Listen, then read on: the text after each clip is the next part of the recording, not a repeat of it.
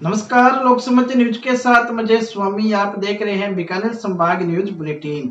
चर्चा करेंगे दिन भर की प्रमुख खबरों की। बुलेटिन की करेंगे शुरुआत हेडलाइंस के साथ। श्री गंगानगर में ग्राम विकास अधिकारी से परेशान गांव TNSD के ग्रामीण मिले जिला परिषद CEO से। बीकानेर में दबंगों की दादागिरी से परेशान युवक ने किया आत्महत्या, CBI जांच कराने की मांग।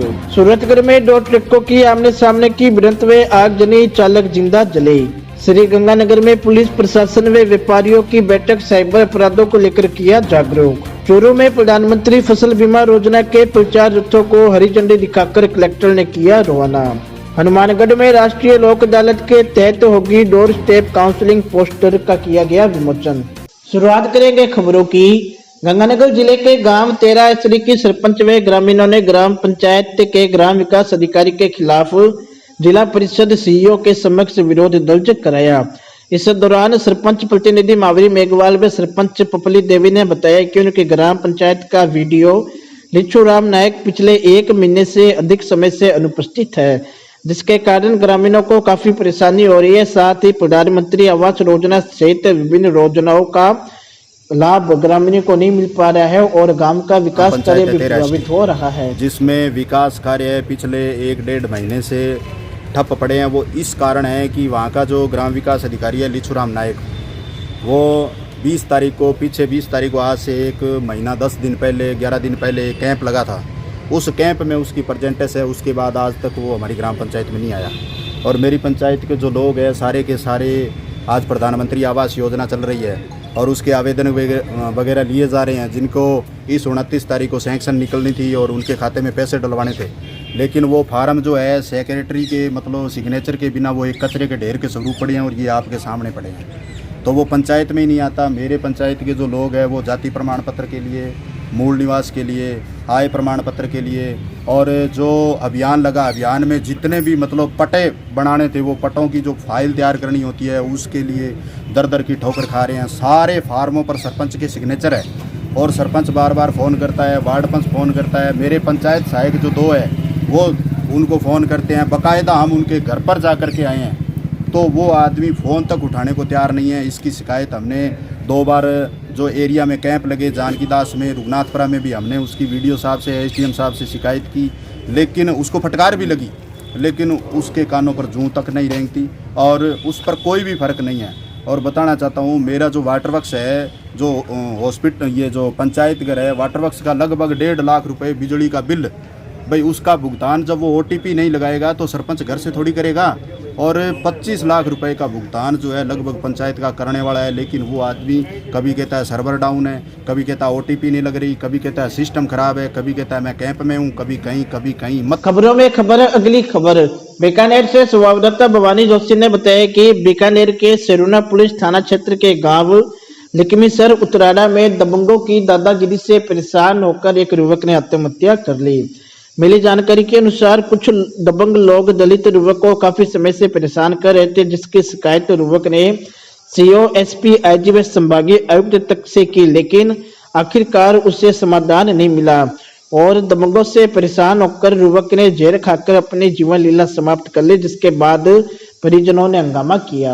मुर्दाबाद जिला प्रशासन, मुर्दाबाद जिला प्रशासन, मुर्दाबाद। जिसका नाम था सरुण नाइक, जिसके साथ गांव के 15-20 दबंग लोगों ने उस खेत में जाकर उसकी गोली लगाना और उसके साथ मारपीट जैसी हरकत की, जिसने सेरुना थाना में मुकदमा दर्ज कराया था 27/10/2021 को।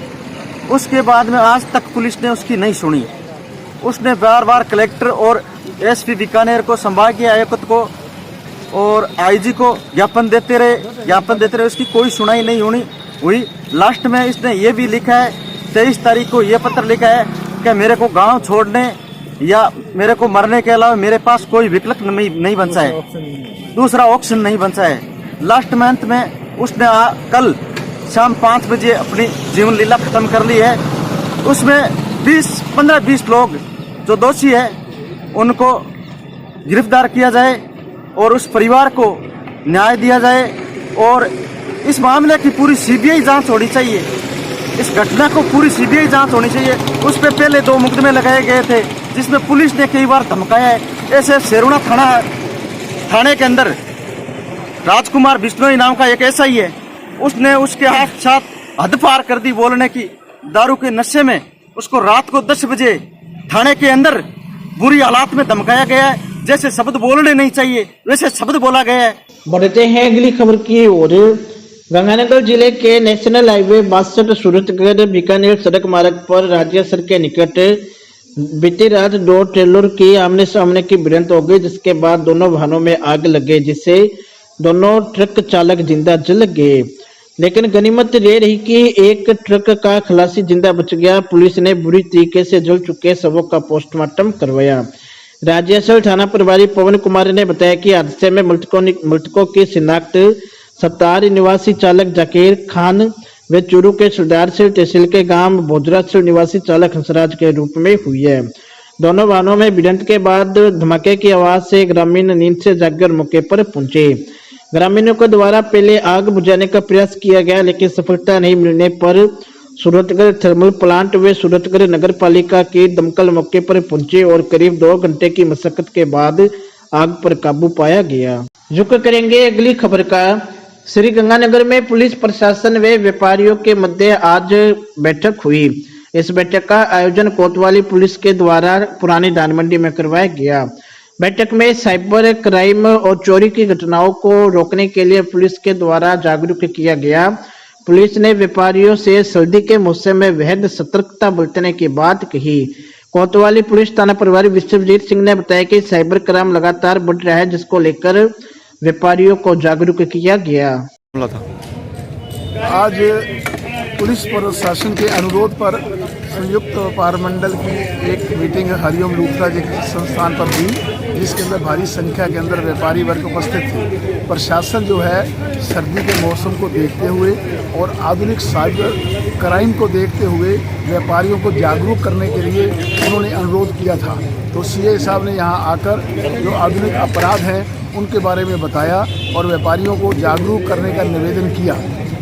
और साथ ही साथ उन्होंने ये भी निवेदन किया कि सर्दी के मौसम के अंदर चौकीदारों वगैरह की व्यवस्था भी होनी चाहिए और बच्चों को भी वो ऑनलाइन जो अपराध है उनके बारे में जो है जागरूक करें और ऑनलाइन शॉपिंग जो है कम करें। रुक करेंगे अगली खबर का। चूरू से संवाददाता डॉक्टर श्रवण शर्मा ने बताया कि चूरू में आज प्रधानमंत्री फसल बीमा योजना को सफल संचालन को लेकर नोडल एजेंसी द्वारा आयोजित रथ यात्रा को हरी झंडी दिखाकर जिला कलेक्टर ने रवाना किया। यह रथ यात्रा गांव गांव जाकर किसानों को फसल बीमा योजना के बारे में जानकारी देकर जागरूक करेगी और ग्रामीणों को लाभान्वित करेगी। आज से प्रचार रथ रवाना हो रहा है। जैसा कि मेरे को बताया गया, सभी तहसीलों से इस तरह से प्रचार रथ रवाना होंगे और हमारे जिले के सभी गांवों में प्रचार रथ 25 दिसंबर तक चलेंगे। मैंने आपसे अनुरोध किया है कि जो भी इनका शेड्यूल है, किस गांव में कब जाएगा, उस शेड्यूल की जानकारी माननीय जनप्रतिनिधिगण, उसमें माननीय सांसद महोदय, माननीय विधायकगण, माननीय जिला प्रमुख जी, प्रधान पंचायत समिति, इनको सबको दी जाए। साथ ही जो कृषक वर्ग है, जो प्रगतिशील काश्तकार है या प्रधानमंत्री फसल बीमा योजना से आने वाली जो समस्याएं हैं उनके निराकरण के लिए ये प्रचार रथ जा रहा है। तो मैं समझता हूँ ये किसानों के लिए काफी लाभप्रद रहेगा और जो एसबीआई इंश्योरेंस कंपनी है उनसे मेरा अनुरोध है कि इसका जितना व्यापक प्रसार किया जाएगा उतना ही हमारे लिए ये आगे जब ये प्रधानमंत्री फसल बीमा योजना की जो होगा पंजीयन होगा उसमें दिक्कत नहीं आएगी। बढ़ते हैं अगली खबर की ओर। हनुमानगढ़ से संवाददाता प्रदीप पाल ने बताया कि हनुमानगढ़ में 11 दिसंबर को आयोजित होने वाली राष्ट्रीय लोक अदालत को लेकर बुधवार को पोस्टर का विमोचन किया गया। इस मौके पर अपर जिला एवं सत्र न्यायाधीश संदीप कौर ने बताया कि नालसा और रालसा के निर्देशानुसार जिला एवं सेशन न्यायाधीश संजीव मांगू के निर्देशन में 11 दिसंबर को राष्ट्रीय लोक अदालत का आयोजन किया जाएगा। माननीय नालसा और रालसा के निर्देशानुसार और जिला एवं सेशन न्यायाधीश हनुमानगढ़ श्री संजीव मांगू के निर्देशन में हम 11 दिसंबर को राष्ट्रीय लोक अदालत का आयोजन करने जा रहे हैं। इसमें तमाम दांडिक शमनीय प्रकरण, 138 एनआई एक्ट के केसेस, मोटर वाहन दुर्घटना अधिनियम से संबंधित मामला, तलाक को छोड़कर अन्य वैवाहिक विवाद, इस प्रकार के मामला रखे जाएंगे। इस राष्ट्रीय लोक अदालत का इस बार एक डिफरेंट फीचर है। हम डोर स्टेप काउंसलिंग का एक कॉन्सेप्ट इंट्रोड्यूस कर रहे हैं इस राष्ट्रीय लोक अदालत के माध्यम से।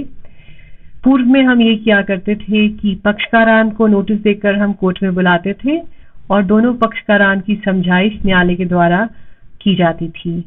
इस बार हमारा ये प्रयास होगा कि हम जहाँ पे पक्षकारान रहते हैं उनके डोर स्टेप पर जाकर उनकी समझाइश करें। दोनों पक्षकारान जिस इलाके के हैं वहाँ के जनप्रतिनिधियों को अपने साथ एसोसिएट करते हुए दोनों की उसी इलाके में जाके समझाइश की जाएगी और उनको राजीनामा के माध्यम से प्रकरण का निस्तारण करने के लिए प्रेरित किया जाएगा। बढ़ते हैं अगली खबर की ओर।